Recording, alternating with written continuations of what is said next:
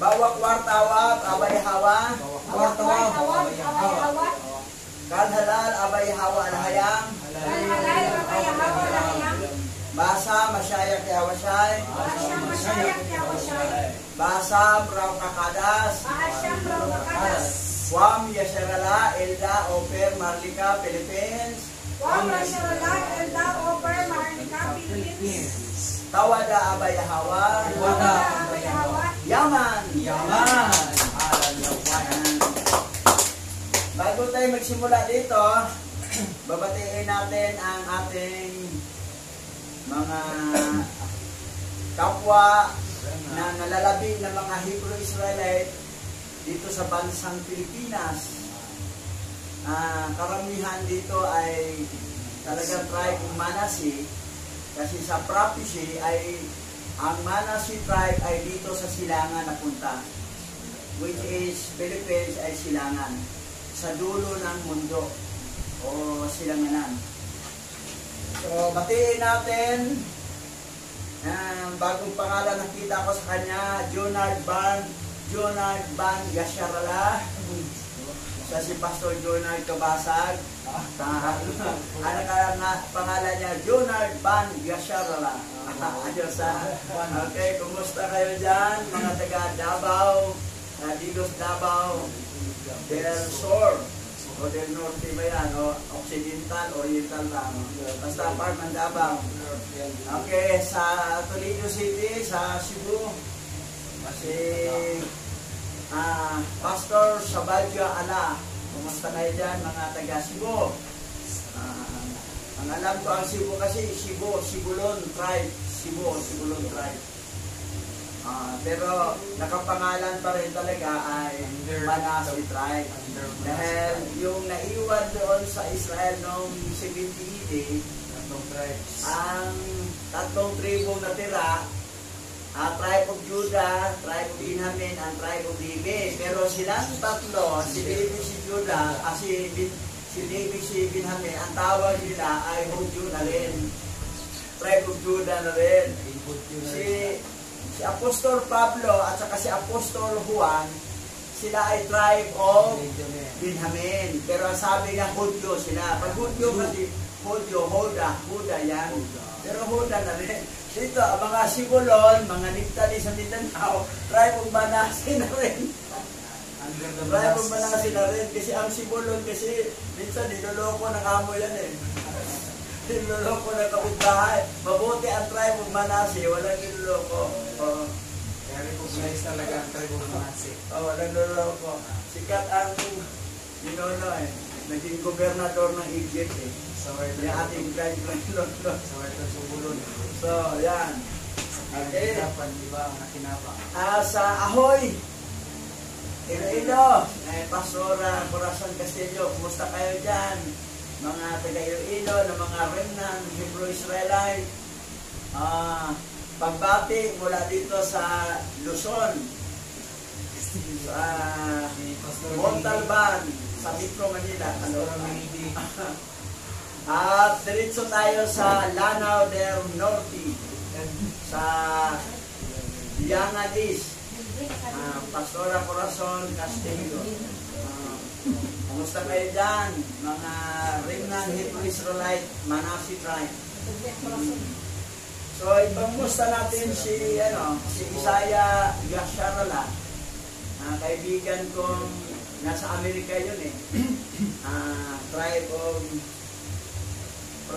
Judah yata siya eh. Nakausap kami sa video. 5 asawa niya. Sabi niya, Akya boy, magkagdag ka rin. Ikaros pa sa kanya. Okay, si Michael Whitefeld. Nasa Amerika pa rin, mga tribe of Judah yan. Kumusta kayo? How are you? Asawa niya dati, Pilipina, namatay na, balo na yun. Hindi pa nag-asawa. Pero ang isang kaibigan natin, one of our best friend na tribe of Judah pa rin, and remnant Hebrew Israelite, nasa USA, si Jeremiah Israel. How are you, Jeremiah Israel? Kalhalal, Aba Yahawa, Bahasa Masaya Kihawasyan, Barak Ata. So, how are you? Dito naman, kaibigan natin tahimik lang na nag-solo live, si Pastor Emmanuel Romali. Alam ko, rin nandun yan dahil lahat basta gumagamit ng pangalan. Ang iba naman dito kasi, nag-convert ng modern. Nagpahaba na rin sila dito lang mahaba. Kulang na sombrero na lang na itim. Tapos, yung yaman, yung aman, amin, dinagdagan nag-ay. Modern yan eh. Tapos gumamit. Alam mo naman modern Israel Piki yan eh. Mga Edomite yan. Anak yan ni Amalek eh. Si Amalek, anak ni Esau. Si Amalek, mga Amalek. Ano yun? Mga Amalek. Amalekita yan eh. Na nagkunwaring mga Diyo. Kasi noong 78 yung captain, nakasama kasi ang mga Edomite sa mga Diyo eh. Alam mo naman na mga kapwa, talagang bumalik sila, nag-claim na sila, Jew na sila eh. Actually, rated naman talaga yun eh. Tapos, alam mo naman ni Hitler na, kasi German sila eh, lumay siya, sabi niya, tuluwari kayo, patayin ko kayo lahat. Pinapatay ni Hitler. Interview si Hitler, nung pumatay ka Hudyo, sabi na, wala kong Hudyo pinatay. Kanya itong Hudyo mapigil. Mga kababayan ko yan ha. Naingit lang si Hitler sa mga dating joy. Kaya pala pinatay sila ni Hitler. Oo, pinatay na Hitler. Kasi parang sila mga German eh, mga Aliman eh. Nagtupunwari, galit si Hitler doon. Kasi mag-interview siya na Hitler, pumapatay ka ng mga Jew. Sabi niya, kahit isa wala kong pinatay ng mga Jew. Yung pinapatay mo, hindi naman totoo yan eh. Mga piki. Alam na Hitler ng mga piki, kasi pinapatay niya. Kasi kadugo nila yan eh. Tapos, nagyabang pang Diyo, nagkunwari. Alam mo naman sa history na si Hitler, anak ng Liusan yan, pati Masitay. Anak, kapatid sila, mag-iba lang nanay. Yan ang kwento. Sa tinawag ito ng confirmatory. Pero hindi pa 100% na sure. Pero yun ang sinasabi. Isa lang ang tatay ni Hitler sa kaniya Masita. Yun. Ngayon, siguro magsimula na tayo dito. Sira ang ating pindot-pindot. Operator na lang dyan. Okay, ang ating topic ay ganun pa rin. Nandito na, 10 na lang ang kulang eh. Hanggang 50 kasi ito eh. So, learn about the book of Jubilee, chapter 39 to 40. Actually, dito, ang daming natutunan talaga dito. Kaya, hindi pinasok sa Vatican canon ang aklat na ito. Kasi maraming matuklasan ang kanilang mga dinono nilang mga political. So, yan sa Tagalog, alamin ang tungkol sa aklat ng Jubileo. So, 39 to 40 na tayo, may 10 na lang ang balance. Ay, sa sunod, ang chapter, 41, 42, 43. Kasi maiksi lang mga chapter, 3 ang matalakay natin sa likala. Okay, moving forward. Bakit wala po? Ayan. Maaabot natin ang alas 2 sa hapon dito. Okay, basa. Jubileo chapter 39 verse 1 to 18. At si Jacob ay tumira sa lupain ng kaniyang ama, sa lupain ng Kanaan. Ito ang mga lahi ni Jacob. At si Jose ay 17 taong gulang nang siyang dalhin nila sa lupain ng Ehipto, at binili siya ni Potiphar na pating ni Paraon na punong tagapagluto. At kaniyang inilagay si Jose sa kaniyang sangbayan.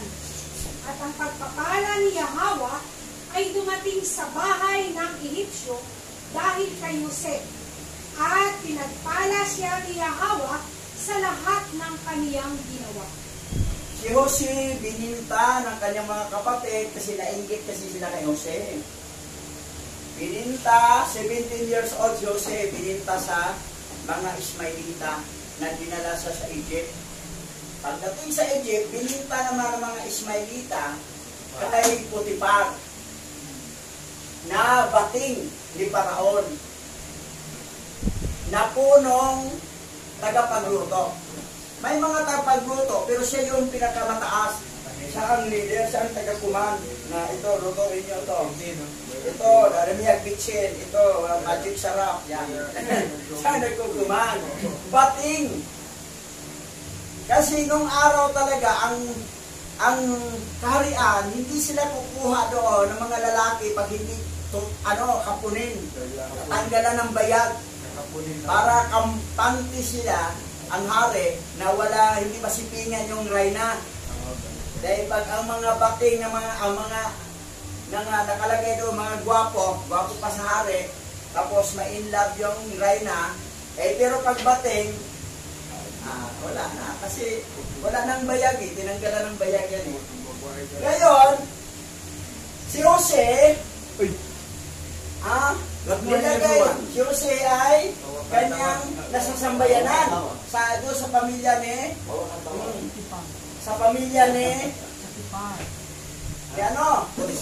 ni Potifar. Sa bahay, Egipsyo. Dahil si Jose ay pinagpala siya ni Yahweh sa lahat ng kanyang ginawa. So pinagpala na rin si Potifar. Tandaan natin, si Potifar ay nabating ni Paraon na punong tagapagluto. At the same time dito si Potifar ay sacerdote yan. Tuloy tayo. Moving forward. Sira ng pindot natin, Pastor. Okay. Ngayon, tingnan natin comparison King, Good News Bible to. Good News Bible. Genesis chapter 39 verse 1. Pakibasa, Pastor. Si Jose at ang asawa ni Potifar. Dinala ni Jose sa Ehipto. Dinala si Jose sa Ehipto at doon ipinagbili siya ng mga Ismailita kay Potifar, isang Ehipsyo na pinuno sa pamahalaan ng Paraon at kapitan ng mga tanod sa palasyo. Iba dito si Potifar ay pinuno ng tanod. Pamahalaan ng Paraon sa kapitan. Iba ang nakalagay dito. Gagamit tayo ng original version dito. Punta mo natin sa King James. Sige, moving forward. Okay, sige, basa. Genesis chapter 39 verse 1. At ibinaba si Jose sa Ehipto at binili siya ni Potifar, uno ni Paraon, na kapitan ng bantay, na lalaking taga-Ehipto, sa kamay ng mga Ismailita na nagdala sa kaniya roon. Nakalagay ito King James version to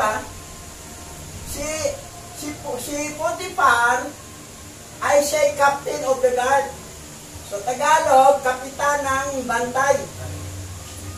Pero doon sa Book of Jubilee, si Potifar ay isang bating na pinuno ng tagapagluto. Tagapagluto dito, kapitan ng bantay. Doon sa isa, tanod. Doon sa bantay. Parang hit ng tanod doon sa Good News Bible. Ito naman, kapitan ng mga bantay. Mga sa kumbaga PSG. OIC. Okay, tuloy tayo. Dito tayo sa original. Moving forward. Ito na, original to. Sige pa. Ayan. Ito original version to Hebrew, English, Tagalog, Hebrew, English. Unahin natin Tagalog. Ito. Genesis chapter 39 verse 1. At si Jose ay binaba mula sa Ehipto at binili siya ni Potifar na bating ni Paraon na punong tagaluto na isang Ehipsyo sa kamay ng mga Ismailita na siyang nagdala sa kaniya mula roon. Dito sa English.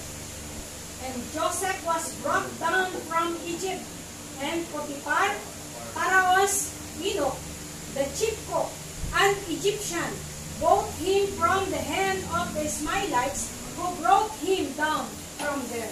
Pansinin mo original Hebrew to.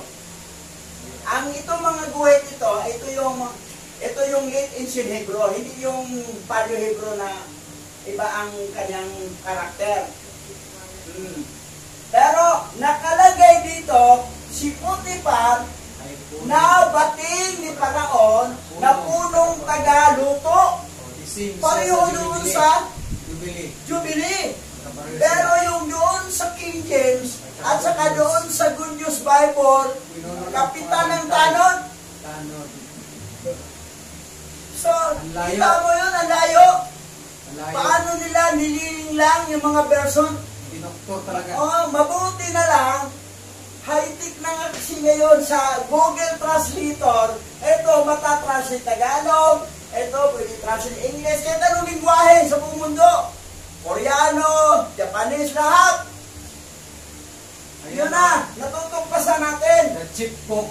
Oh, the chip cook. Pinuno. Oh, si Potiphar, Paraon, si Unok, the chip cook. And Egyptian, oh. Dito pareho sila. Pwede sa pagluto. Ngayon, ang iba naman natin mga masyadong tiwala sila sa King James. Yan. Corrupted pa rin ang King James. Corrupted pa rin. Ligaw pa rin Ito yan natin, hindi nyo kaya to nga, kailangan kasi marunong kayong magbasa dito. Marunong kayo sa alphabet. Hanggang hindi kayo matuto dito, hindi nyo kayang ma-translate. Kailangan pagyagaan talaga to. Mag-aral. Pastor Buddy, marunong basa yan eh. So, tiyaga. Pag may tiyaga, may nilaga. Pag may nilaga, may mahain. Pag may mahain, may makain. Resulta, tabatsoy. Kasi laging kain eh. Tuloy tayo. Moving forward. Walang makain to. Ngayon, balikan natin ang Jubilee ha. 39. Balikan natin. Basahin ko dito, Sora. Jubileo chapter 39 verse 1 to 18. At si Jacob ay tumira sa lupain ng kaniyang ama, sa lupain ng Kanaan. Ito ang mga lahi ni Jacob. At si Jose ay 17 taong gulang nang siya'y dalhin nila sa lupain ng Ehipto. At binili siya ni Potiphar na bating ni Paraon na punong tagapagluto.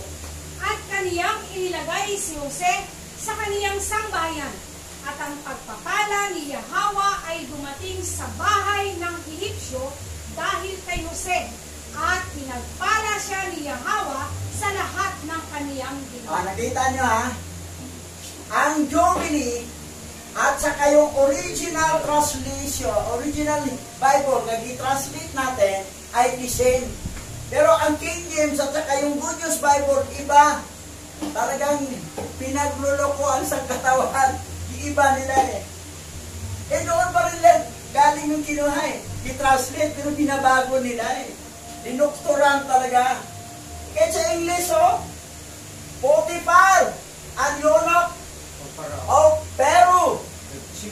Peru, the chief cook, group him. Yan, dinala si Joseph, 17 years old. 17 years old si Joseph yung panahon na yan. Yung pinaka-grand lolo. Okay, next. Ngayon, alamin natin ang Unok. Unok, yung bating. Sa English, remove the sixth organ. Itlog yun eh. That emit sperm. Tagalog, bating, inalis ang mga organo ng kasarian na naglalabas ng sperm.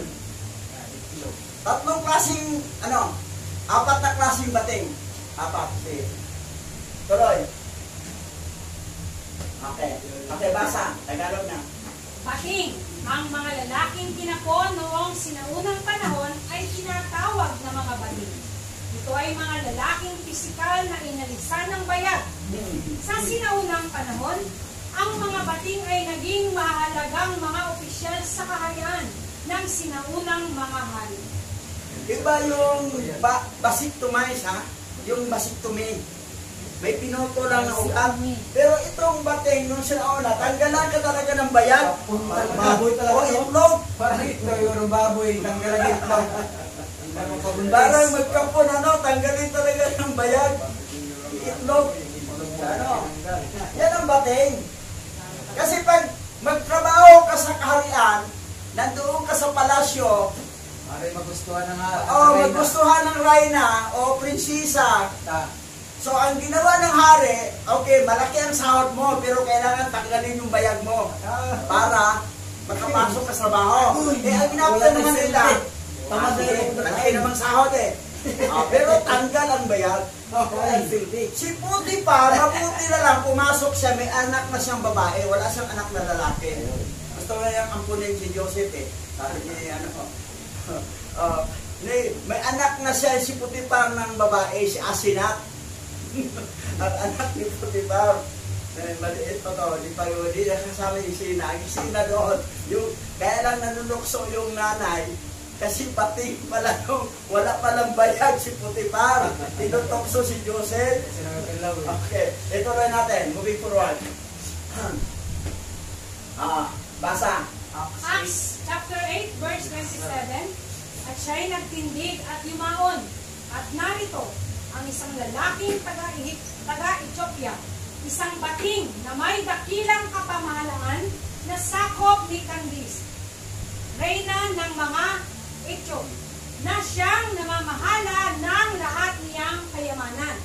At siya'y naparoon sa Jerusalem upang sumamba. Nagtingkod siya sa Reyna. Siyempre yung hari, kailangan tanggalin mo ng itlog sa'yo, yung bayag mo. Yan, yung taga-Ethiopia. Pero, na-convert siya kay Hawa siya humamba siya sa Jerusalem, taga-Ethiopia. So, ito yung bating na talagang tinanggalan ng bayag. Kasi pag magtrabaho ka sa karian. Yan. Okay, next. Basa. Deuteronomy chapter 23 verse 1. Ang isang lalaking kinapot o naputulan ng hari ay hindi maaaring ibilang sa sambayanan ni Yahweh. Yan ang problema. Hindi accept ni Abba Yahweh ang isang bating na tinanggalan ka ng bayag. Alis ka na rin sa pagkarimnan mo pag magpakapon ka. Dami pala.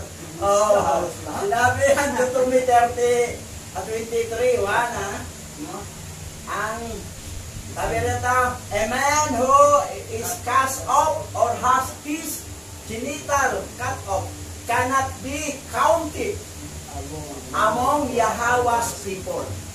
Hindi siya counted. Tawa na. Hindi siya counted.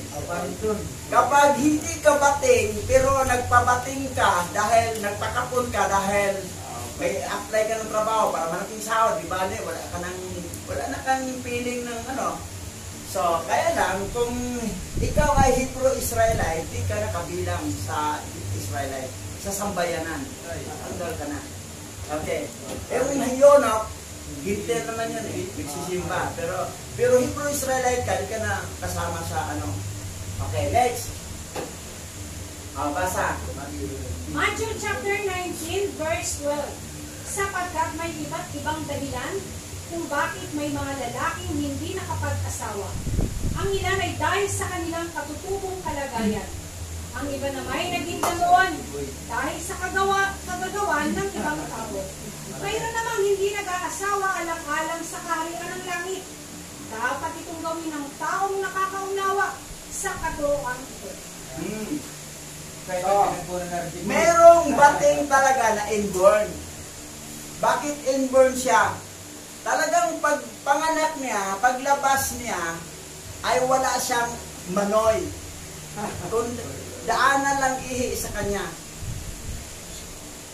Ganon sa babae, may babae ding bating. Merong kwento dito, total life story to. Isang mayaman na may nagpupustuhan siyang babae, nagusto niyang takasalan. Ang babae ayaw. Pero makulit ang mayaman, pinilit. Sa madaling salita, to make the long story short, kasal sila. Ngayon, isang gabi, nagsama sila kasi asawa na niya. Kinabukasan, sinauli ang asawa niyang babae doon sa baybyanan niya. Saulit ko sa iyo yung hindi pa, wala. Paano ko ma-enjoy? Wala. Ang butas niya, daanan lang ihi. Yun lang. Bating na babae. Meron talagang tao. Member nga namin das Caloocan. 1 years old pa yun. Pinakita. Kaya lang, ibang klase siya. Nandun ang dalawa. May armas sa lalaki, may armas sa babae, pero babae siya. Pero kumpleto, may armas sa lalaki siya, may armas din sa babae. Nandun ang dalawa. Doble para yun. Hindi bating yun, may armas eh. Kumpleto, armas dalawa eh. Ang labas doon, double function. Doble para na. Double function. Ngayon, mayroon talagang bating talaga na real. Kasi wala siyang armas. Silipin nga natin sa RG Boy. Ayan mo. Baka wala armas, daanan na nag-ihi siguro.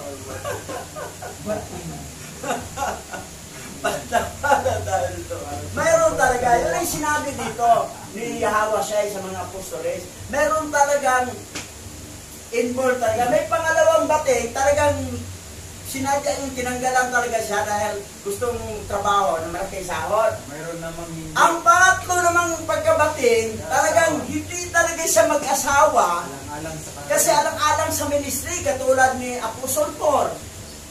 Hindi siya nag-asawa. At katulad ni Tikla, di ba? Si Tikla yung babae, di ba? Gusto ayaw talaga niya. Kasi gusto niyang ilaan ang panahon niya para sa paglilingkod. Yun ang gift of eunuch o bating. Parang pigilin niya ang sarili niya sa laman, kukontrolin niya alang-alang sa ministry. Ako naman, hindi naman pwede. Kasi hindi ako marunong magluto. Mag-ministry ko isa. Sino nagaluto? Wala magluto. Okay lang, marunong ko magluto. So, kailangan talaga may partner. Ngayon, ito naman kaibigan natin taga-Indonesia na tribe of Joseph daw siya, Ephraim. Ayaw niyang tawagin sa tribe of Ephraim. Kasi hindi kasi nakasama ang word Ephraim sa 144,000 sa Revelation eh. Tribe of Joseph lang daw siya. Gusto na rin siyang magbating. Kasi para masama daw siya sa 144,000. Yan ang kanyang paniniwala. Tayo na palabas at siya. Wala kasing nakagusto sa kanya. Sa daming niligawan niya, wala. So naisip niya, gusto niyang maging member ng 144,000. Eh, yung doon, mga walang asawa yun eh. Pero, hindi kasi kailangan manunood sa video natin yun, yung topic na 144,000 para maintindihan niya. Kung ang 144,000 ay talagang kahit malaki na, talagang virgin ba talaga yun, no? Mga sanggol yun na pinatay ni Herodes noong panahon na maliit pa si Hawa siya at naabot ng 144,000. Walang tribe of Dan at saka tribe of Ephraim doon. Kasi wala sila. Ang mga sanggol na yon ay mag-reincarnate. Sila yung 144,000. So, siyempre, napatay sila na hindi nagsinungaling. Bata pa eh. Sinungaling bang bata? Eh, kung sabihin mo na, mag-membro ako, hindi ko mag-asawa. Pero ang tanong, sinungaling ka naman eh. Qualified. Basta ka nga sa hindi mag-asawa, pero pag sinungaling, ang sanggol kasi wala eh. Pag reincarnate niya doon, wala nang problema yun. Mag-asawa siya, wala nang problema. Kasi ang binibilang doon yung first carnation, hindi yung second carnation. Kasi, si Elias naman, sino ba si Elias? Ang nag-reincarnate siya. Kanino? Si John the Baptist. One Bautista. Yan. Okay, moving forward. Yan, diba? Basa. At ipinagkatiwala ng Ehipsyo ang lahat sa kamay ni Jose. Sapagkat kanyang nakita na ang alahayam ay sumasa kanya. At pinagpala siya ni Yahweh sa lahat ng kanyang ginawa. At ang anyo ni Jose ay magandang lalaki. At may pagtingin sa kanya ang asawa ng kanyang adawan kay Jose. At siya'y minahal niya. At ipinamanhig sa kanya na sumiping sa kanya. Actually, ang tribe of Manasseh talaga, medyo may tsura talaga. kahit tribe of Ephraim, kasi lahi ni Joseph. Magandang lalaki si Joseph. Kulado pa. Siyempre, ang nanay niya si Raquel, maganda si Raquel eh. Oo. Kaya nagustuhan mo. Oo. Yan ang gustuhan ni Gustuhan ni Jacob, maganda ang nanay. Moving forward. May pinagmunahan. Ngunit hindi niya pinatulan ang asawa ng kanyang adawan. At naalaala ni Jose ang Yahweh at ang mga salita na madalas basahin ni Jacob na kanyang ama. Mula sa mga salita ni Abraham na walang sinumang lalaki ang makikiapit sa isang babae na may asawa, na ang sinumang gumagawa ay may parusang kamatayan na itinakda sa langit sa kataas-taasang alayam, at ang kasalanan ay tatala sa walang hanggang aklat sa harap ni Yahweh. Yan. Yan ang batas eh. Death penalty ang hatol, sipingan mo yung babae na may asawa, na hindi mo naman siya asawa, death penalty. Sa mga bansang Islam, bitay. Sa Israel, papatuhin hanggang mamatay. Kasalanan, yun ang natanda sa niisip ni Joseph, ay hindi na asawa niya. Kahit alam niya, bating kasi hindi na, pero hindi, kasi na-asawa eh. So yan, nakita ko kasi kay Joseph, matino talaga si Joseph, matino. Ang pagkabaero si Joseph, ay nagpadaan ko siya, nakakahatay, magkita pa siya ng patutok eh. Manukag pala niya, hindi niya alam. Okay, moving forward. Tuloy. At naalaala ni Jose ang mga salitang ito, at tumanggi siyang sumiping sa kanya. At siya ay nakiusap sa kanya sa loob ng 1 taon. Ngunit si Jose ay tumanggi at hindi nakinig. Ngunit niyakap niya siya at hinawakan siya ng mahigpit sa bahay upang pilitin siyang sumiping sa kanya. At isinara niya ang mga pinto ng bahay at hinawakan siya ng mahigpit. Ngunit tumalon si Jose at tumakbo. Naiwan niya ang kanyang damit at tumakas sa kanyang harapan na walang damit. Pero mo ha, yun rin ang biyanan niya. Mamaya, ikumpleto detalye sa sunod. Kasi, si Potiphar, di ba? Bating ni Paraon. Asawa pa rin. Yan, gano'n. At nakita ng babae na hindi sisiping sa kaniya. At siya'y siniraan niya sa harap ng kaniyang adawan, na sinasabi, ang iyong lingkod na Hebreo na iyong minamahal ay nagsisikap na pilitin ako upang siya'y sumiping sa akin. At ito ay nangyari na. Nang aking itinaas ang aking tinig, siya ay tumakas at naiwan ang kanyang damit sa aking mga kamay.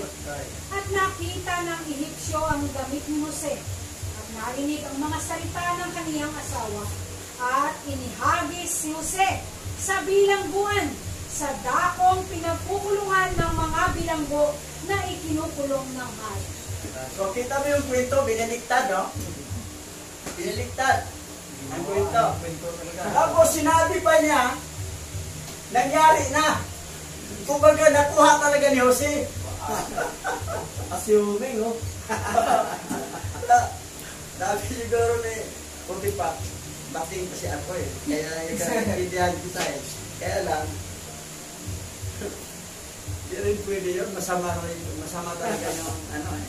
So, anong ginawa na kay Jose ito, Roy? Moving forward. Yan lang po. At naroon siya sa bilangguan. At binigyan ni Yahweh si Jose ng biyaya sa paningin ng pinuno ng mga bantay sa bilangguan at habag sa harap niya, sapagkat nakita ng mga bantay ng bilangguan na sumasa kanya si Alayam, na umunlad ng lahat ng kanyang ginawa. At ipinagkatiwala niya ang lahat ng bagay sa kanyang kamay, sapagkat ginawa ni Jose ang lahat ng bagay, at ginawang ganap ito ni Yahweh. Yan. Tulong si Jose, no? Okay. Forward. At nanatili siya roon ng 2 taon. At ng mga araw na yon ay nagalit si Paraon na hari sa Ehipsyo laban sa kaniyang 2 bating, laban sa punong katiwala ng Saro, at laban sa punong magtitinapay. At inilagay niya sila sa bilangguan sa bahay ng punong tagapagluto, sa bilangguan na pinagkukulungan ni Jose. At hinirang ng pinuno ng mga bantay sa bilangguan si Jose na maglingkod sa kanila, at naglingkod siya sa harap nila. At kapwa silang nanaginip ng isang panaginip, ang punong katiwala ng saro at ang punong magtitinapay, at kanilang isinaysay kay Jose. Okay. May dalawang bating pa, no? Yung kinulong. Hindi si Putipar yan, ibang bating. Kasi itong punong magtitinapay, bikiri. Tapos yung puno naman, punong katiwala ng saro. Yung dala ng alak, inumin. So, pero lahat puro bating yan. Puro tinapog, puro tinanggalan ng bayag yan. Kulong ang dalawang bating, si Putipar iwan. Bating na si Putipar. Kasi sa surduti si Putipar. Ngayon, at ano na yun? May panaginip. Okay, next. Dalawang panaginip, nag-iisa sila. At kung paano ipinaliwanag niya sa kanila ay gayon ang nangyari sa kanila. At ipinalik ni Paraon ang punong katiwala ng saro sa kaniyang katungkulan. At ang punong magtitinapay ay kaniyang pinapay, gaya ng pinaliwanag sa kanila ni Jose. Ngunit nakalimutan ng punong katiwala ng saro si Jose sa bilangguan, bagamat ipinaalam niya sa kanya kung ano mangyayari sa kanya. At hindi niya naalalang ipaalam kay Paraon kung paano sinabi sa kanya ni Jose, sapagkat nakalimutan niya. Nakalimutan si Jose na ipakilala si Jose sa itong nakalimutan itong lalaking bating na pinuno ng saro. Kasi yun ang binalik sa tungkulin. Yung isa naman, dit penalty. Siguro baka nakitaan to ng hipo, nag-try na. Bating kayo na palito na kulong dalawa. Ang buti, napatawa ng isa. Okay. Tuloy. Ang tipan ni Jose, Kabanata 1, talata 18. At ang punong tagapagluto na ito na kapitan ng Paraon ay ipinagkatiwala sa akin ang kaniyang bahay. At ako ay nakipagbunyagi laban sa isang walang hiyang babae. Nahinimok ako na makipagtalik sa kanya. Ngunit niligtas ako ng alahayag ng Israel na aking ama mula sa nagniningas na buwan. Ako'y nihagis sa bilangguan. Ako'y binubog. Ako'y tinutuyak. Ngunit pinagkalooban ako ni Yahweh na makahanap ng awa sa paningin ng tagapag-ingat ng bilangguan. Punong tagapagluto, no? Na ito, na kapitan ng Paraon. Pero yung kapitan naman doon, tanod, saka sa King James, saka Pero yung kapitan doon, dito, tagapagluto. Talaga si Putipar. Ngayon, doon siya sa bahay, Walang hiyang bubo. eto naman, walang hiyang asawa ni Putipar, tinutukso siya. Isang walang hiyang babae. Ay niimok ako na makipagtalik sa kanya. Paano kasi bating kanyang asawa Yan ang disadvantage. Hanap ang nakisahod niya, pero bating ng asawa mo. Siyempre ang asawa mo naghanap yun. So naguntungan si Jose. Mabuti na si Jose. Kung si Ruben yan, o si Judah, yan. Mabuti lang. Hindi hindi si Ruben, hindi si Judah. Maging palos. Okay, next. Tuloy. Maging palos bago Verse 21 to 23. Sapagkat hindi pinababayaan ni Yahweh ang may takot sa kanya, ngunit sa kadiliman o sa mga talikala o sa mga kapigatian o sa mga pangangailangan. Sapagkat si Alaya ay hindi nahihiya na gaya ng tao, ni gaya ng anak ng tao na siya ay natatakot, ni gaya ng ipinanganak sa lupa ay mahina o natatakot. Ngunit sa lahat ng mga bagay na iyon, siya ay nagbibigay ng proteksyon at sa iba't ibang paraan. Siya ay umaaliw. Bagamat sa kaunting panahon, siya ay umalis o upang subukin ang hilig ng kaluluwa. So, matibay talaga si Joseph kahit ano. Tibay talaga siya. Yan ang kahanga-hanga sa Grand Lolo. Grand Lolo natin. Tuloy, next.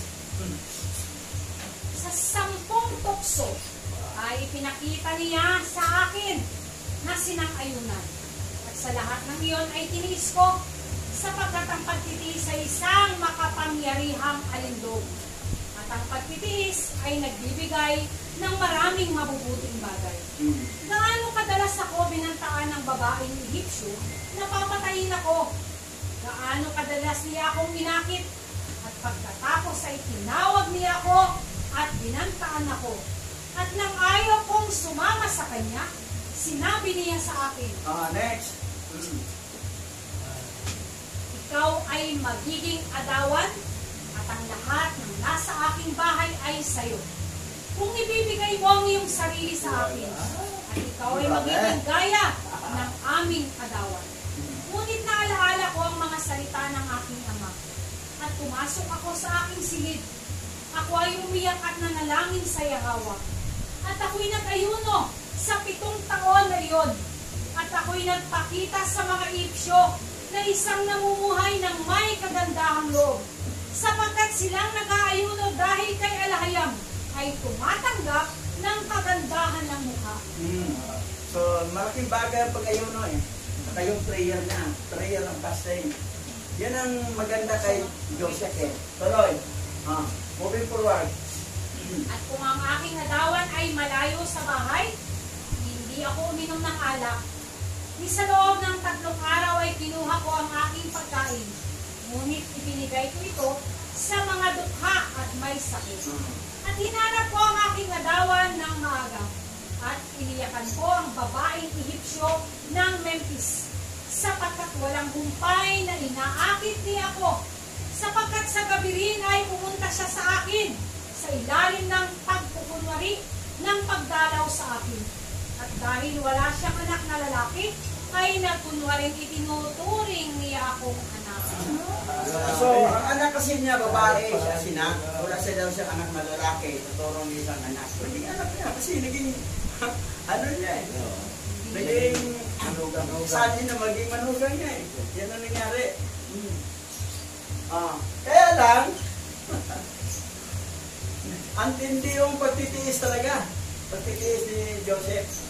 Yan ang nagustuhan ko niya kaya ni ating grand lolo eh. Tuloy. At sa loob ng ilang panahon ay niyakap niya ako bilang isang anak. At hindi ko alam ito. Ngunit nang maglaon, hinahangad niya akong dalhin ako sa pakikiapit.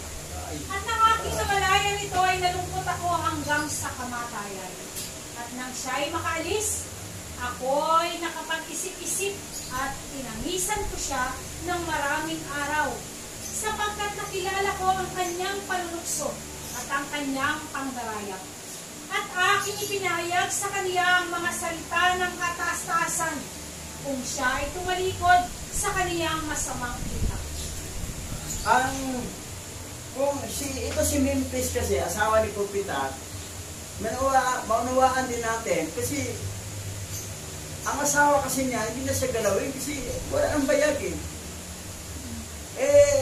Nandiyan si Joseph, Hebrew. Okay to. Ang maganda lang, matibay si Joseph. Kung nagkataon si Ruben yan, o si Judah. Basan o pula.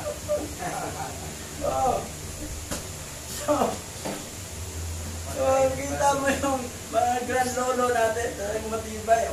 Tuloy, next. Madalas, sa mga tuwid, siya ay nambobola sa akin ng mga salita bilang isang banal na tao. At may panlilin lang, sa kanyang pananalita ay pinupuri ang aking kalinisang puri sa harap ng kanyang asawa. Habang nagnanais na sinuin ako, doon kami ay nag-iisa. Sapagkat hayag ang pinuri niya ako bilang malinis. At sa lihim na sinasabi niya sa akin, huwag matakot sa aking asawa, sapagkat siya ay nahihikaya tungkol sa iyong kalinisang puri. Sapagkat kahit na may magsabi sa kanya tungkol sa atin, ay hindi siya maniniwala. Kasi yan, mabait kasi. Hindi lang sinabi, huwag matakot, bating yung asawa ko eh. Okay, next. Dahil sa lahat ng mga bagay na ito ay humiga ako sa lupa at nanalangin kay Alahayam na iligtas ako ni Hawa mula sa kanyang panlilinlang. At nang hindi siya nagtagumpay sa kanyang panunukso sa akin, bumalik siya sa akin sa ilalim ng aking pagtuturo upang matutunan niya ang salita ni Alahayam. At sinabi niya sa akin, kung gusto mong matulog sa piling ko, ikayatin ko ang aking asawa na lumayo sa pagsamba sa Diyos-Diyosan at lumakad sa kautusan sa pamamagitan ng iyong Yahawa. Talaga ano pala, sige, kumbinsin ko yung asawa ko na manampalataya na sa parampalataya yung mga Hebro. Alisin na yung Diyos-Diyosan yung Egypt eh. Okay, next. Hindi ko pala ito. At sinabi ko sa kanya, hindi nais ni Yahawa na ang mga gumagalang sa kanya ay nasa karumihan. At hindi rin siya nalulugod sa mga mangangalong niya. Ngunit sa mga lumalapit sa kanya na may dalisay na puso at walang dungis na mga labi. Ngunit nakikinig si Yahawa sa mga nagnanais sumunod sa kanyang kautusan at umiiwas sa masasamang hangarin. At nag-aayuno ako at pananalangin upang iligtas ako ni Yahawa mula sa kanya. So, prayer and fasting ginawa ni Joseph para hindi talaga siya madaig sa tukso kasi antindi, ang kulit mo talaga ito si Greenpeace eh. Okay, next. At muli, sa ibang pagkakataon ay sinabi niya sa akin, kung hindi ka mangangalo niya, papatayin ko ang aking asawa sa pamagitan ng lason at kunin kang maging asawa ko. Kaya nga, nang marinig ko ito, hinatak ko ang aking mga damit at sinabi ko sa kanya, babae, igalang mo si Alahayam at huwag mong gawin itong masamang gawa. Baka ikaw ay mapahamak sapagkat aking ihahayag sa mga tao itong plano mo. Yan, tuloy. Sige. Kaya't siya ay natakot at nakiusap na huwag kong sabihin kaninuman. At siya ay umalis at guminhawa ang aking kalooban. At pagkatapos ay pinadalhan niya ako ng pagkain na may halong mga engkanto. At nang dumating ang bating na nagdala nito, tumingala ako at nakita ko ang isang kakilakilabot na lalaki na nagbibigay sa akin ng pagkain na may dalang tabak kasama ng pinggan. At napagtanto ko na ito'y kanyang pakana upang dayain ako. Yung pagkain na yun, may gayuma yun eh. Hindi talaga niya kinain. Kasi nakikita sa pagitain na may dalang tapak ng tao na ano. Okay, next. At nang siya ay makaalis ay umiyak ako. Hindi ko natikman iyon o ang alinmang pagkain niya. At sa sunod na araw ay lumapit siya sa akin at pinagmasdan ang pagkain. At sinabi sa akin, bakit hindi ka kumain ng pagkain? At sinabi ko sa kanya, ito ay dahil pinunan mo ito ng nakamamatay na mga engkanto. At paano sinabi mo na kay Yahawa ka lamang sumusunod na gumagawa ka pa rin ng ganito sa akin? Oo, yan. Kasi sabi ni Mimpes, sumunod ako kay Yahawa. Tapos gusto ko na i-convert pang-asawa niya si Potiphar. Pero sabi niya, susunod ka, gumagawa ka pa rin ng kalukuhan. So, dasir mo na siya kay Joseph. Okay, next. Ngayon, alam ko na ang alahayam ng aking ama ay nagpahayag sa akin sa pamamagitan ng kanyang anghel ng iyong kasamaan.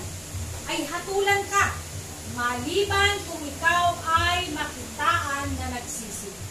Ngunit upang malaman mo na ang kasamaan ay walang kapangyarihan sa kaniya na sumasamba kay alahayam ng may kalinisang puri, masdan mo, kukuha ako nito at kakainin ko sa harap mo. At pagkasabi ng gayon, nanalangin ako ng ganito, ang alahayam ng aking mga ninuno at ang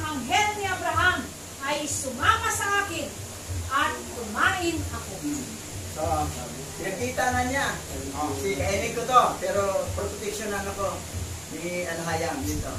Para hindi tumalab yung gayuma nilagay niya. Yung lumay. Ayan, kinain. Walang ipig na. Toroy, next. At nang makita niya ito, nagpatira pa siya sa aking panan. Umiiyak at itinayo ko siya at pinayuhan. Nang nangako siyang hindi nagagawa ng kasamaang ito. Ngunit ang kanyang puso ay nakatutok pa rin sa kasamaan. At siya ay tumingin sa paligid kung paano ako masilo. At buntong hininga nang malalim siya ay nalulumbay. Kahit na siya ay walang sakit. At nang makita siya ng kanyang asawa, sinabi niya sa kanya, bakit nalulumbay ang iyong mukha? Nalumbay kasi hindi na, ibating ka kasi napakapul ka ito naman tinutokso ko, ayaw naman kong patulan. Di ba ano ka, no? So, nalulumbay talaga, nalulumbay ako dahil ikaw, hindi ka naman makagawa sa akin, ginawa ka ng pati ni Paraon. Tapos ito naman, tinukso ko, ayaw din. Hindi rin ako patulan. Di ba nalulumbay talaga ako? Okay, next.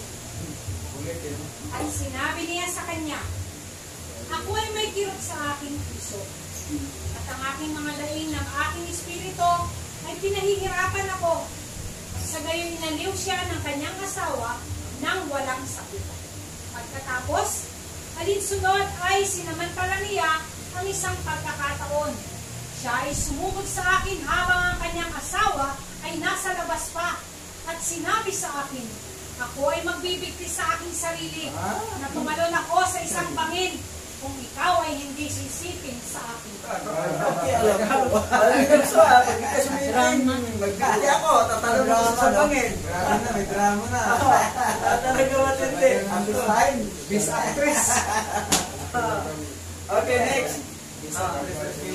At nang aking nakita ang espiritu ni Bilyar ay bumabagabag sa kanya, ako ay nanalangin kay Hawa at sinabi sa kanya, bakit?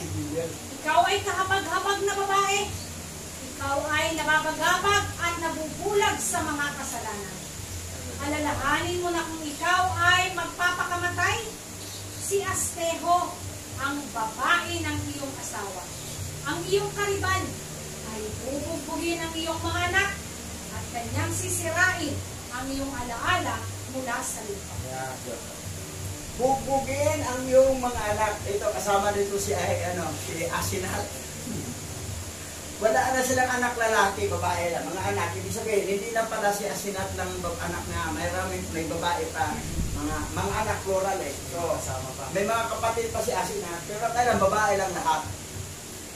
Ito naman, ito yung nakagusto naman kay Putipar. Kaya lang, problema si Putipar, hindi na nga Baka hindi alam siguro. Ako na nga, pag nasa palasyo ka, siguradong gawin ka talagang bating doon. yung anak na lang ang sasaktan. Next. At sinabi niya sa akin, o kung gayon, mahal mo ako. Sapat na ito sa akin. Sikapin mo lamang ang aking buhay at ang aking mga anak.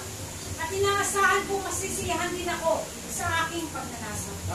Ngunit hindi niya alam na dahil sa aking nagawa na asawa niya, ay nagsalita ako ng ganon at hindi dahil sa kanya. Sapagkat kung ang isang tao ay bumagsak sa harap ng pagsinta ng isang masamang pagnanasa, ay naging alipin ito.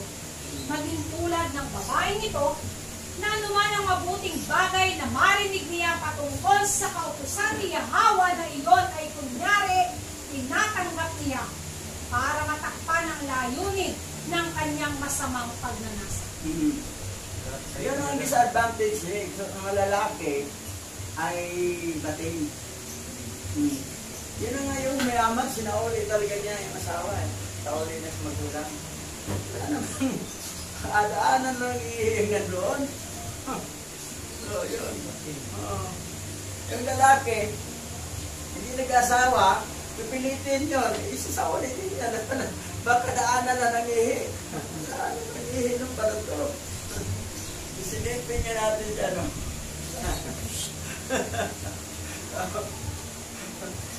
Nabanggit yung pangalan ko yung kanina, kaya hindi na nabanggit.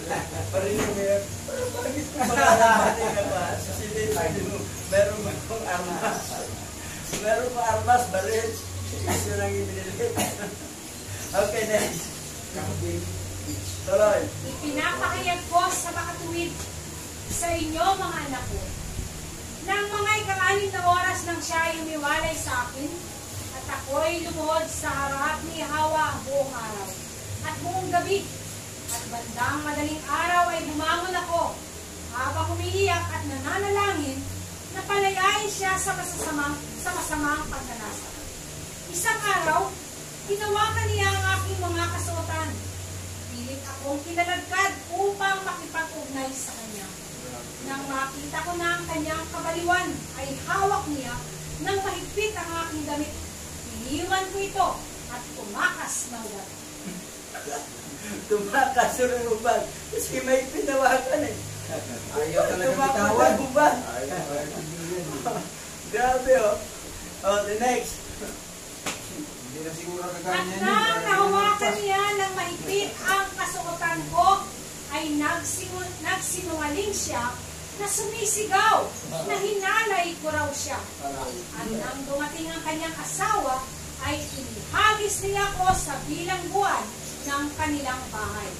At kinabukasan ay hinampas niya ako at ipinasok sa bilangguan ni Faraon.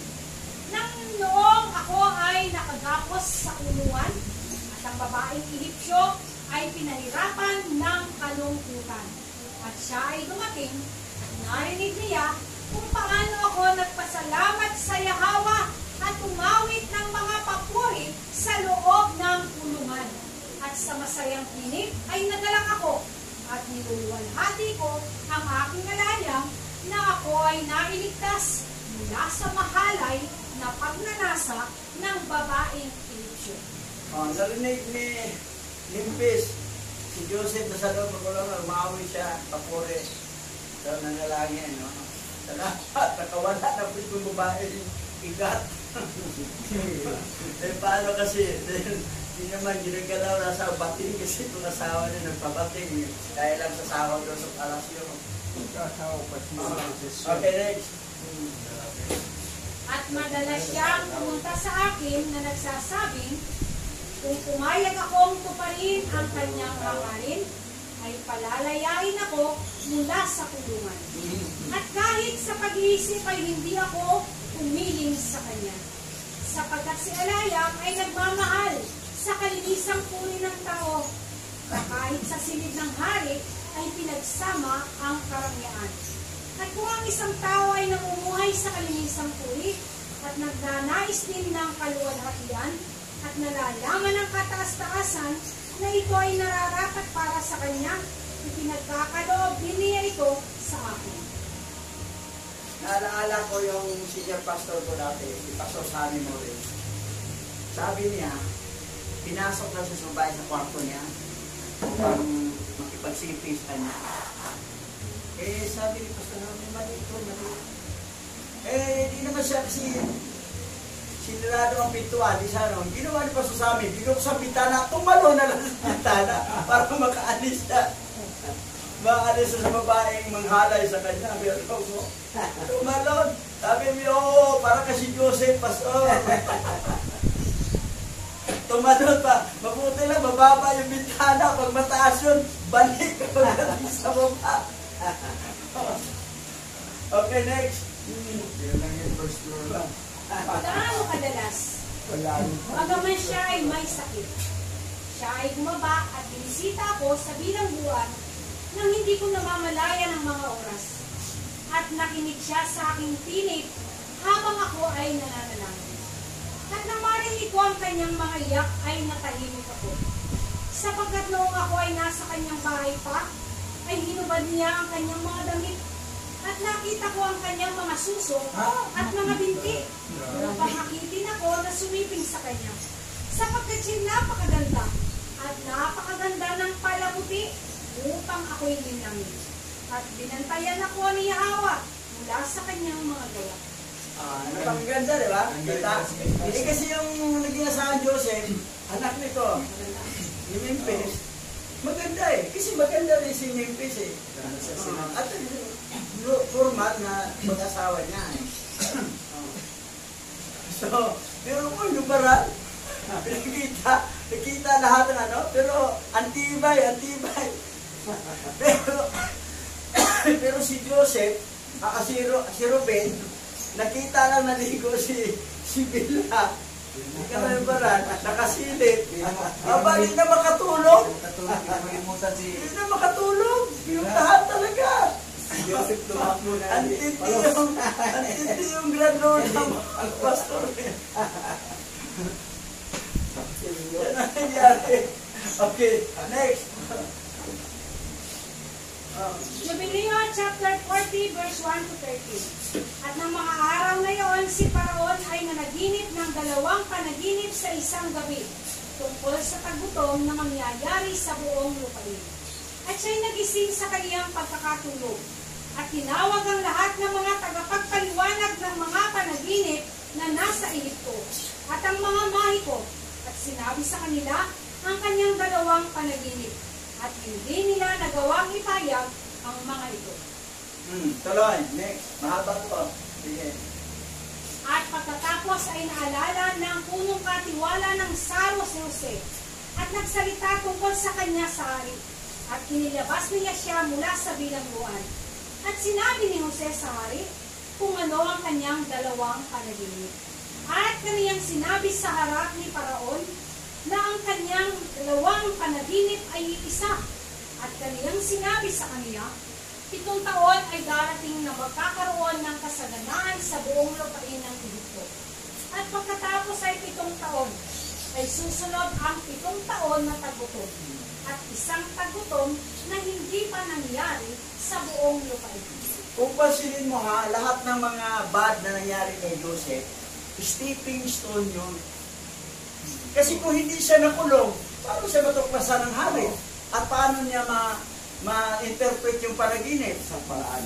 Ano paraan yun eh? Talagang, minsan may dumating sa buhay natin na, bakit ganito? Bakit ano? May purpose siya, doon na may sasunod doon, ang gandang pangyayari na. Pero dumaan ka talaga ng butas ng karayom na ano. Bakit gano'n? May purpose eh. Bakit ka na ganito? Bakit ka nagkasakit? Baka may purpose yun eh. Lahat ng mga bad na nangyari sa buhay natin, bad, upside down, turning to goodness from badness. Ituloy natin. At ngayon, magtalaga si Paraon ng mga tagapangasiwa sa buong lupain ng Ehipto.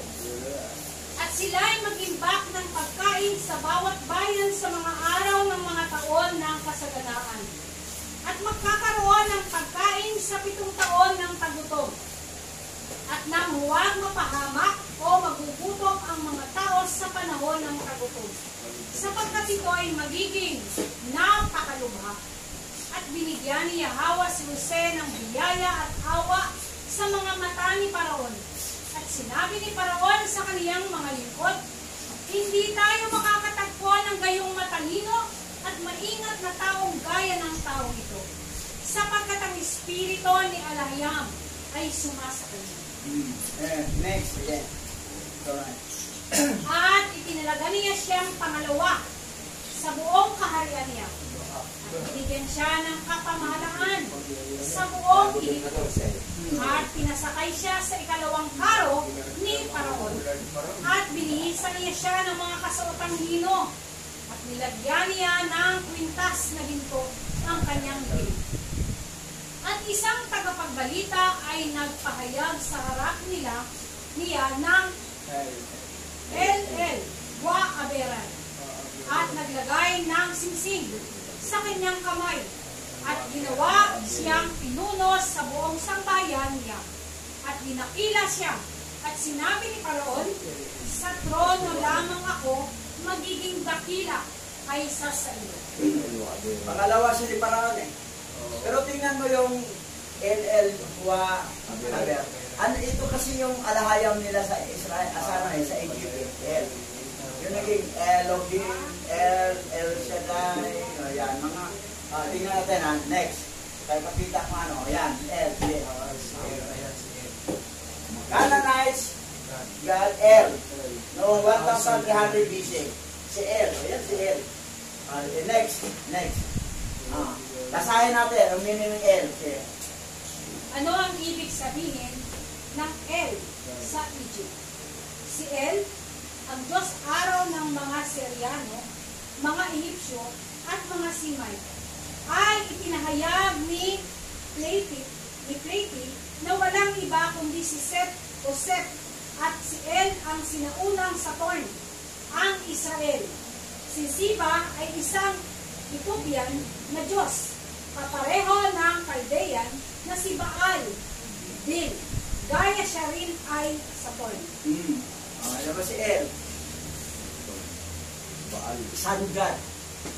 Other word, Baal. Tignan mo. Tapos, El Shaddai, El Shaddai, pero Adonai. Si Satanas, Sun God eh. Karumal-dumal. Tapos, sabi niya, in the beginning, Allah created the heaven. Ito yung El. Satanic pa rin. Dapat alahayan. Allah. Pero walang lang. Walang kalam-alam ng tao. Yung si El. Sabi ni Pete, Sun God yan eh. walang iba kundi si Seth. Oo. Si Seth din si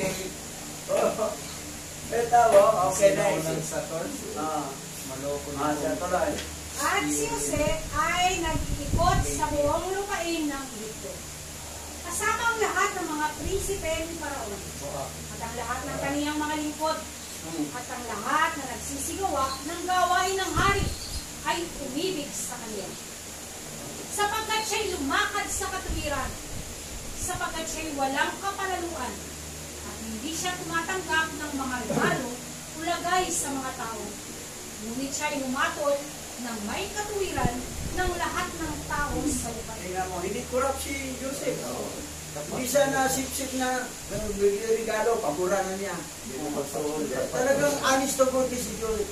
Kita mo yung ano niya, yung karakter niya talaga. Honest and goodness, wala siyang panluloko. Matino talaga siya. Pero ang tindi tukso niya sa laman eh. Pero minsan, stepping stone to siya para mapunta sa kulungan. 2 years sa kulungan eh. Pero mo, tagal-tagal yan, 2 years. Kasi yung bad nga nangyari sa kanila, turning into goodness yun. Kasi yung mga bad na nangyari sa atin, naglilingkod tayo, huwag natin isipin na masama yun. I-stepping stone lang yan, nadadaanan talaga natin para sa kalahatian sa sunod. Okay, next. At ang lupain ng Ehipto ay payapa sa harap ni Paraon dahil kay Jose, sapagkat ang Yahweh ay sumasa kanya, at binigyan siya ng lingap at awa sa lahat ng kaniyang mga salinlahi, sa harap ng lahat ng nakakakilala sa kaniya, at ng mga nakarinig tungkol sa kaniya, at sa kaharian ni Paraon na maayos, at walang satanas na nanggugulo, at walang masasamang tao doon. Kita mo? Sa panahon na ni Joseph na muno, walang satanas, hindi nanggulo si Mastimas. Si Mastimas mo talaga yung satanas na malayong pikot, kasi lahat sila kulong eh. Walang masamang tao, dahil walang masamang espiritu, hindi talaga nakagalaw. Kasi surrender si Mastima kay ano. Kita mo yung unlisting ni Joseph. Okay, next. At tinawag ng hari ang pangalan ni Jose na si Pans.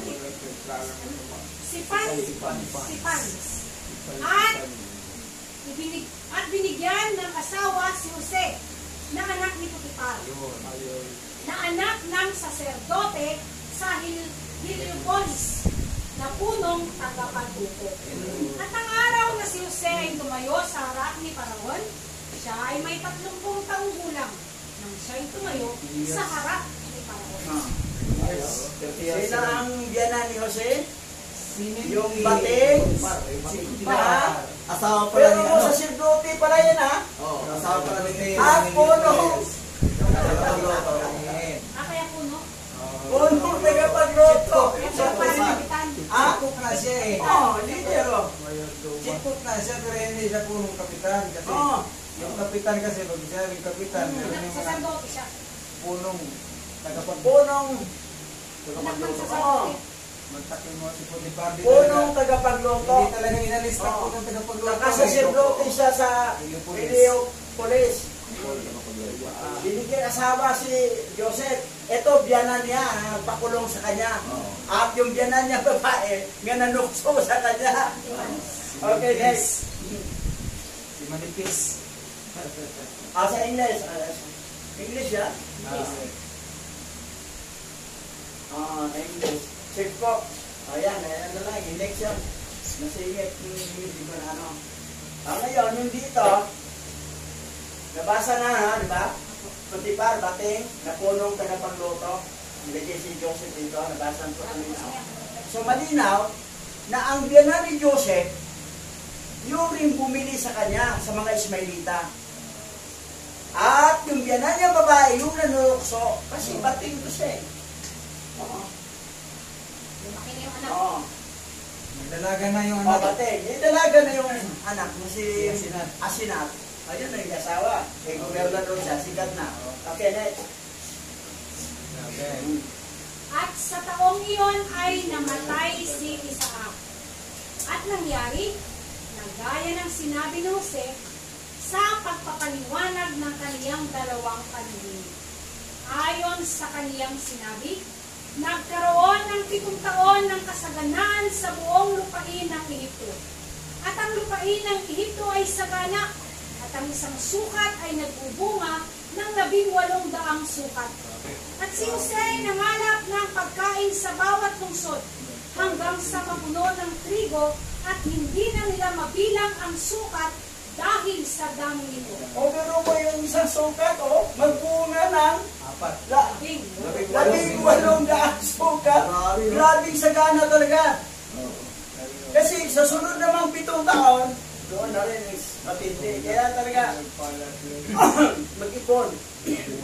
Okay, next. 18, katumbas ng isa. Sa Genesis tayo ha. Comparison natin to. Basa. Genesis chapter 41 verse 1 to 57. Pagkaraan ng 2 taon, ang Paraon naman ang nanaginip. Napanaginipan niyang siya'y nakatayo sa pangpang ng ilog-ilog. Walang ano-ano'y may 7 magaganda at matatabang baka umahon sa ilog at nanginain ng damo. Umahon din mula sa ilog na iyon ang 7 pangit at payat na baka. Lumapit ang mga ito at kinain ng 7 matatabang baka at nagising ang Paraon. Next. Yeah. Nakatulog siyang muli at nanaginip na naman. May 7 uhay na tumubo sa isang puno ng trigo. Malalaki at matataba ang mga butil nito. Pagkatapos, may sumibol na 7 uhay. Ang mga ito ay payat at tuyot ang mga butil dahil sa hampas ng hangin silangan. Kinain ng mga payat ang matatabang uhay at muling nagising ang Paraon. Noon niya na lamang siya'y pala'y nananaginip. Sige, tuloy. Pagsapit ng umaga, napagapag siya. Kaya't ipinatawag niyang lahat ang mga salamangkero at mga matatalinong tao sa buong Ehipto. Isinalaysay niya ang kanyang mga panaginip, ngunit isa may walang makapagpaliwanag ng kahulugan ng mga ito. Lumapit sa Paraon ang tagapangasiwa ng mga inumin at sinabi sa kanya, ako po'y may malaking pagkukulang na nagawa. Next. Nang magalit po kayo sa amin ng punong panadero at ipinagbilanggo ninyo kami sa tahanan ng kapitan ng mga tanod, kami po ay parehong nananaginip sa isa pong binatang Hebreo na alipin ng kapitan ng mga tanod ang kasama namin doon. Siya po nagpaliwanag. Alipin tanod ha, kasi Genesis to ha. Pero, hindi yun, si Potiphar rin tinutukoy. Siya po nagpaliwanag ng aming panaginip. Sinabi po niyang ako'y mababalik sa tungkulin at ang punong panadero ay bibitayin. Nangyari po lahat ang kanyang sinabi. Sige, tuloy. Ipinatawag agad ng Paraon si Jose. Nang may labas na sa bilangguan, siya'y nag-ahit, nagbihis at kaagad humarap sa hari. Sinabi ng Paraon sa kanya, ako'y nanaginip ngunit walang makapagsabi sa akin ng kahulugan niyon. Nabalitaan kung mahusay kang magpaliwanag ng mga panaginip. Hindi po ako ang makapagpapaliwanag, kamahalan, sabi ni Jose. Ang alahayang po ang siyang nagbibigay ng katugunan sa inyong katanungan. Recognize niya eh. Oo. Hindi niya marunong ko, magaling ko. Hindi. Humble down. Ang alahaya mo. Humble down Pagkita mo yung humbleness ni Joseph, hindi niya sinabi na, oo, tama ka, ako talagang pala. Inaangkin ang glory to me, glory to me. Oh, kita mo, hindi siya mayabang eh. Okay, next. Sinabi ng Paraon, ako raw ay nakatayo sa pangtang ng ilog-ilog. May 7 magaganda at matatabang bakang umahon sa ilog at nanginain. Walang ano-ano'y 7 mga payat na baka. Nakapangit na sa nakita ko sa buong Ehipto, ang umahon din sa ilog. Kinain ng mga payat ang matatabang baka. Ngunit parang walang anumang nangyari. Matapos kainin ang matataba, iyon pa rin ang ayos ng mga payat. Napakapangit pa rin. Ako'y nag-isip. Okay, next. Genesis na. Genesis na. Hindi ako nakatulog at nanaginip na naman. May nakita akong 7 buhay sa isang puno ng trigo na hipit ng hinog na butil. Sa puno rin ito, may sumibol na 7 buhay. Ngunit kanta, napakapayat na mga butil at inuyo ng hanging silangan. Kinain ng mga payat na uhay ang matataba. Isinalaysay ko na ito sa mga salamangkero, ngunit walang makapagpaliwanag sa akin. Wala nagpaliwanag talaga, kita mo. Kasi irili talaga kay Joseph yun eh. Okay, next. Iisa ko ang kahulugan ng 2 ninyong panaginip. Sabi ni Jose, ipinapaalam sa inyo ng alahayam kung ano ang kanyang gagawin. Ang 7 matatabang baka po ay 7 taon. Iyon din po ang kahulugan ng 7 buhay na matataba ang butil. Ang sinasabi ninyong 7 payat na baka at ang 7 buhay na payat, ang mga butil ay 7 taon ng tagutom. Gaya ng sinabi ko sa inyo, iyon po ang gagawin ng alahayam. So, pansinin mo ha, yung panaginip. Kahit noon pa naman nandoon pa si Joseph sa kanyang mga kapatid, na ayun ang dahilan pinipinitan siya eh. Kaya sabi niya na nag-inip siya ngayon, yung mga bituin, lumuhod sa kanyang bituin. Sabi niya, ibig sabihin, lumuhod kami sa'yo? Yung uhay. Oo, nagagalit. Yun na nagsimula. Tapos kita pa naman, mas mahal-mahal siya ni Jacob kaysa kanila. Kasi anak siya ni Raquel eh. So, doon naingit. Pero, nangyari yun. Then, naging gubernador po, dahil si kilala, nag-bow out na lahat eh. Sa sunod sabat natin matalaka yun. Okay, next. Magkakaroon ng 7 taong kasaganaan sa buong Ehipto. Ang kasunod naman ito'y 7 taon ng tagutom.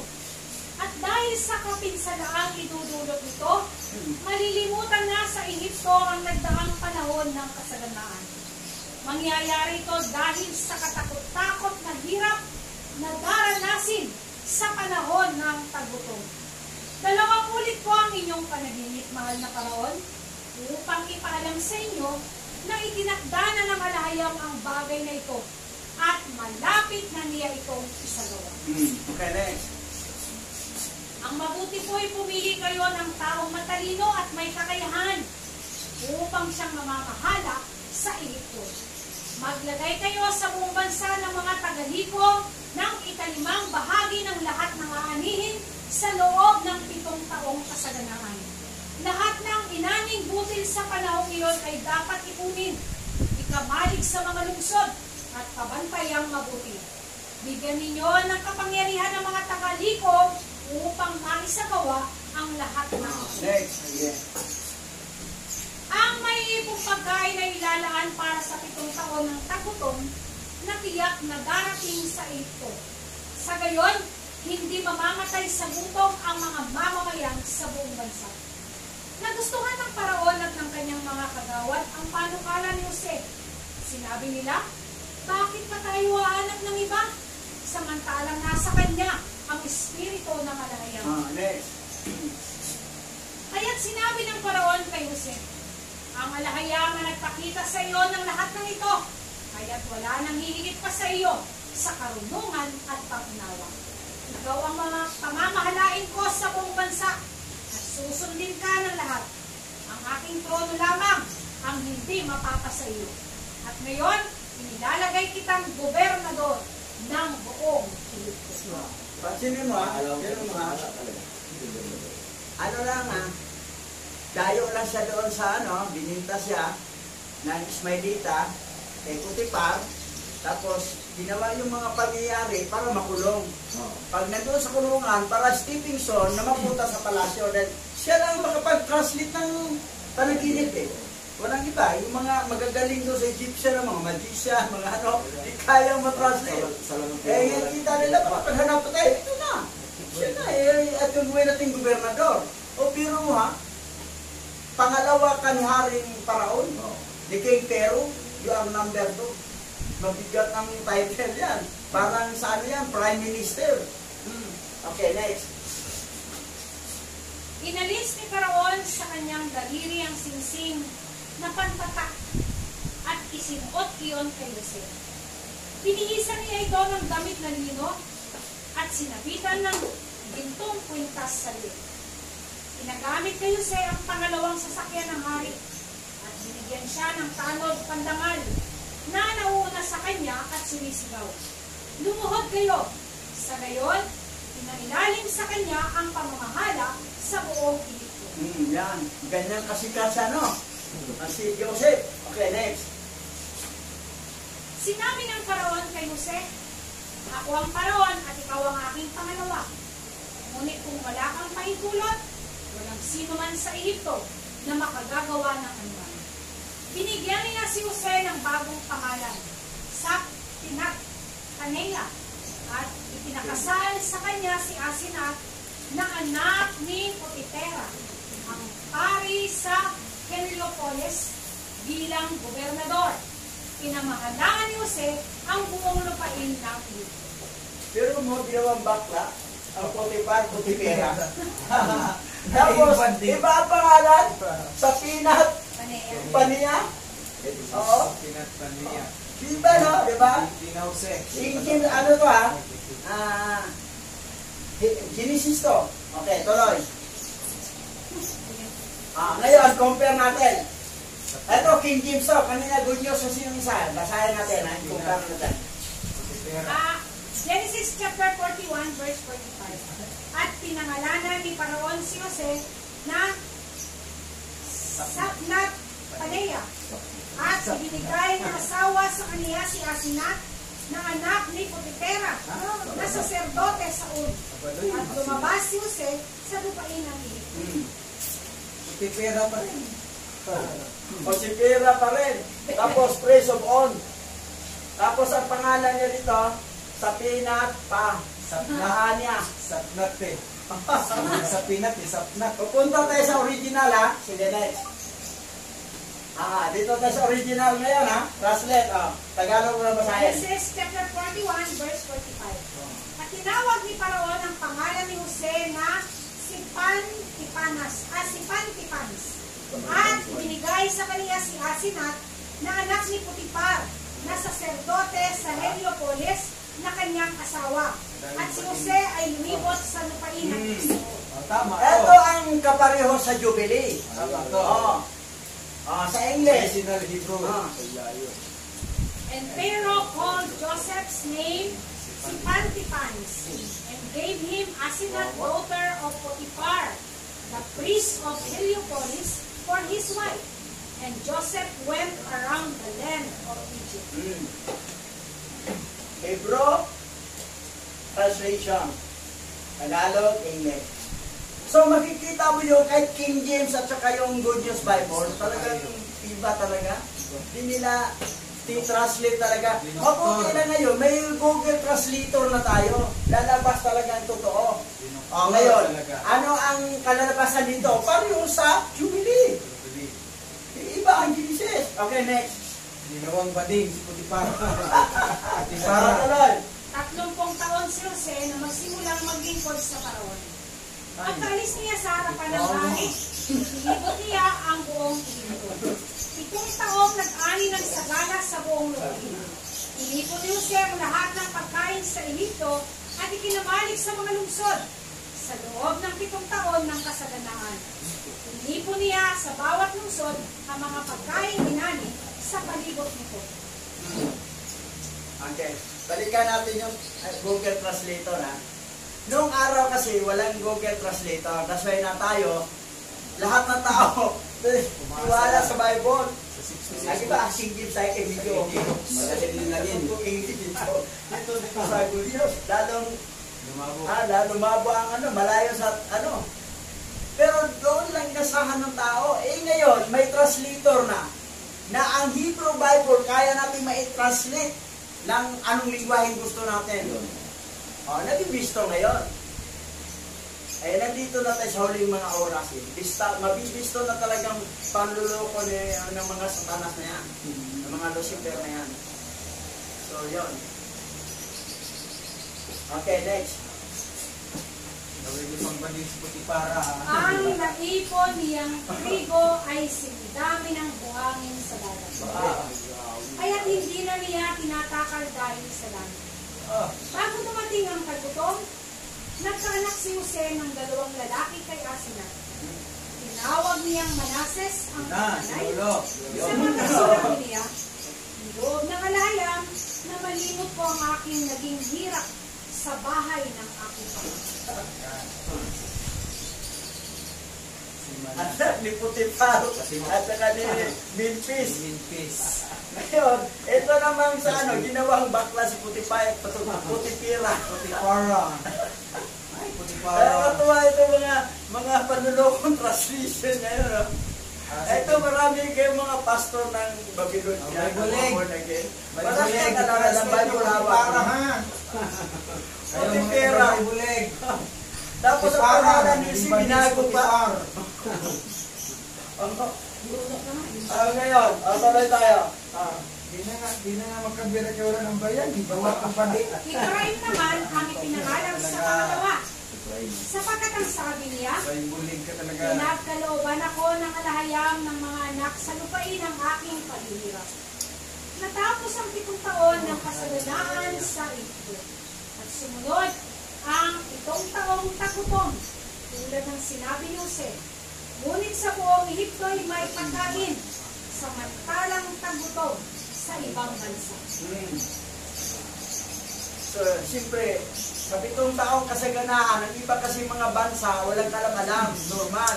Nandun si Joseph, sinabi niya si King Pero na mag-ipon talaga. Yan, nakapag-ipon.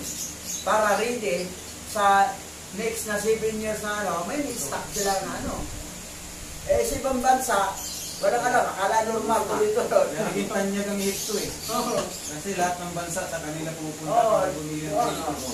Next, continue. Nang wala nang makain ang mamamayan, sila'y dumaing sa Paraon. Sinabi niya sa mga taga-Ehipto, magpunta kayo kay Jose at sundin ninyo ang kanyang sasabihin. Lumaganap ang tagutong sa buong bansa. Binuksan ni Jose ang lahat ng mga kamalig at pinagbihan ng trigo ang mga taga-Ehipto. Palubha ng palubha ang tagutong sa buong Ehipto. Lumaganap din ito sa ibang mga bansa. Kaya ang mga mamaya nila ay pumunta sa Ehipto upang bumili ng pagkain kay Jose. Yan. Okay, next. Ngayon. Tingnan natin compare natin King James. Good nyo? Basa. Matthew chapter 23 verse 12. Ang nagmamataas ay binababa at ang nagpapakumbaba ay itataas. At sino mang nagmamataas ay mabababa at sino mang nagpapakababa ay matataas. Yun si Joseph. Tingnan mo si Joseph, nagpakababa, hindi nagyabang, nagtiis sa mga tukso. Okay, tinaas. Pero mo, Prime Minister, Governor, pangalawang pinakamataas na tao sa Egypt, na hindi naman siya Egyptian. Pero dahil sa panaginip na na-explain niya, at saka sabi ni kay Pero at saka yung mga kagawad, konsilor na, yan hindi natin maghanap na iba. Nasa kanya ang wisdom O yan. Ay, sikat na ngayon si Joseph. Dati, yung kinulong, rapist ka pala ha? Binugbog pa sa kulungan, rapist ka pala ha? Pero ngayon, gobernador, pero kita mo siya, hindi siya tumanggap ng mga lagay-lagay. So, ang magpakababa, itataas talaga. Pero yung magpataas, ibababa. So, yung mga pastor na mahilig magpasikat sa sarili, dapat hindi ba tao magpasikat sa iyo? Hindi ikaw. Kasi nagbuhat tayo ng bago dyan eh. Okay, next. Yan. Basa. Lucas chapter 14 verse 11. Sapagkat ang nagmamataas ay ibababa, at ang nagpapakumbaba ay itataas. Ito naman sa King James. Sapagkat ang bawat nagmamataas ay mabababa, at ang nagpapakababa ay matataas. Yun ang nakita ko sa itong kamag-anak ko na nasubo na ngayon. Asan na kasi magbuhat ng bag ko? Hindi magparang pakumbaba. Ikukorek mo, ayaw magpakorek. Sabi man, para bang siya lang magaling? Sige, magaling din siya. Tapos sabihin pa niya siya na una naka-discover ng pangalan. Dapat siya gumawa ng nangungopia lang sa dito eh. Di ba? So, kita mo yung yabang. Nagsakto rin siya. So, mas maganda talaga magpakababa para si ayahawa na mag-angat sa atin. Dahil nangyari kay Joseph. Okay, next. May nakabot na pala tayo. Okay. Sabi ito tayo. Kagandahan. Alalawaya.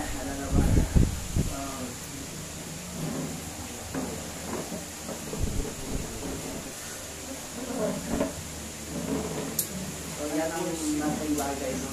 Yung makuha mong moralism doon kay Joseph. Yung tukso niya, katakot-takot. Pero kita mo, ngayon, i-worship natin ang ating pinagayawa.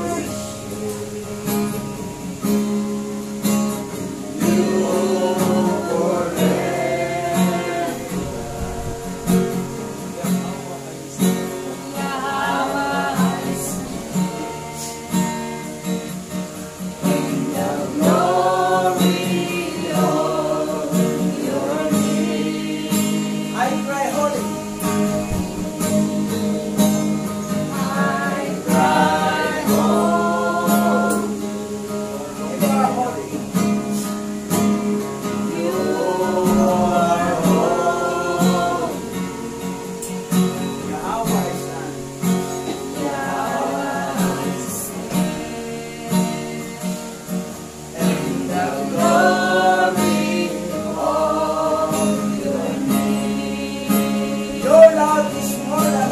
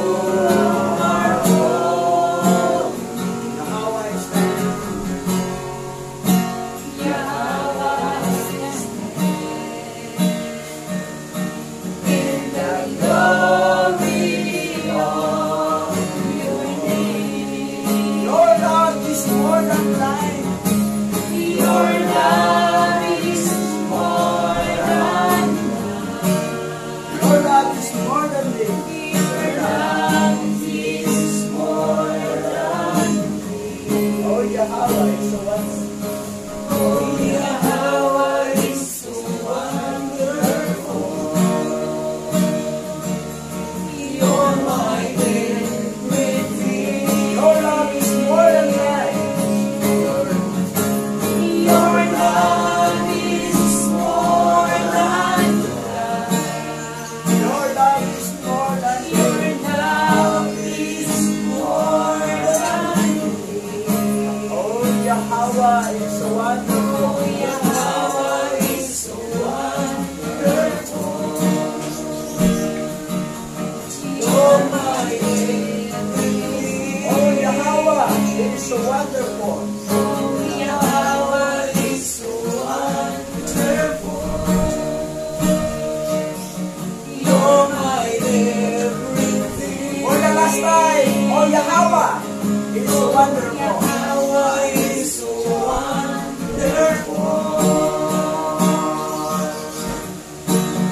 You're my everything.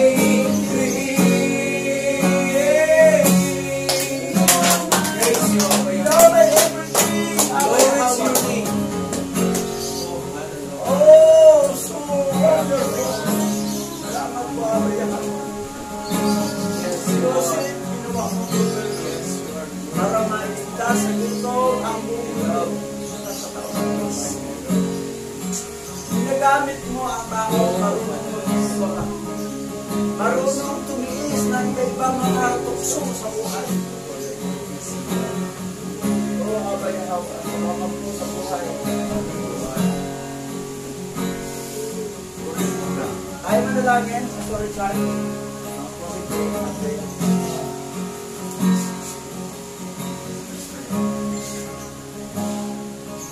Forever is your glory. Forever is recognized your name is great. Aming Yahweh, ang tunay na lahayang na siya nagpapahari ng buong sanglibutan.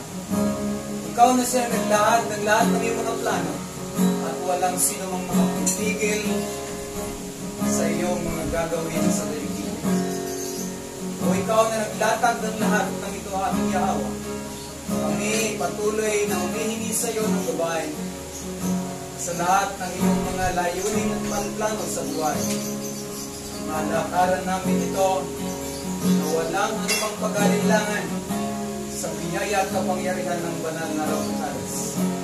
Ang kapahayagan mula sa iyo ang siyang tunay na totoo at walang anumang kasinungalingan. Aming Yahweh, maaaring walang sino mang taong pwedeng papantay o tutulad sa iyong lingkod na si Jose na iyong pinili upang makilala ka sa bansang kalaban mo, ang bansang Ehipto, na siyang patuloy na nagpapahayag ng kanilang paniniwala sa mga Diyos-Diyosan against sa aming Yahweh. Pero tunay nga na ikaw ang naglahad ng lahat ng mga planong ito upang dakilain ka ng iyong mga kaaway, makilala ka at katakutan ng lahat ng ayaw sa iyo. Ang iyong mga alipin, ang mga bababang klase ng tao ay ginagawang mong dakila sa kanilang mga paningin upang ang pangalan mong banal aming Yahweh ay matanyag at makilala at katakutan ng lahat ng iyong kaaway. Kung muli sa panahon ito aming Abba Yahweh, ang banal mong pangalan ay aming itinataas at aming itinatanyag.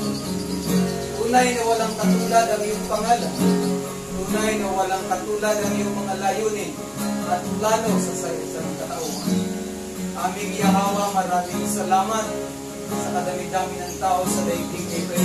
Isa kami sa napili mo upang maging iyong mga katiwala at utusan na ang iyong pangalan ay muling maipakilala sa lahat ng remnant ni Jacob. O purihin ka aming Yahweh at patuloy kang dakilain sa lahat ng lugar na may mga remnant ni Jacob. At pagpalain mo ang kanilang buhay at espiritu, makilala nilang ikaw ang tunay na lahayang ang tinalikuran sa aklat ni Makabeo.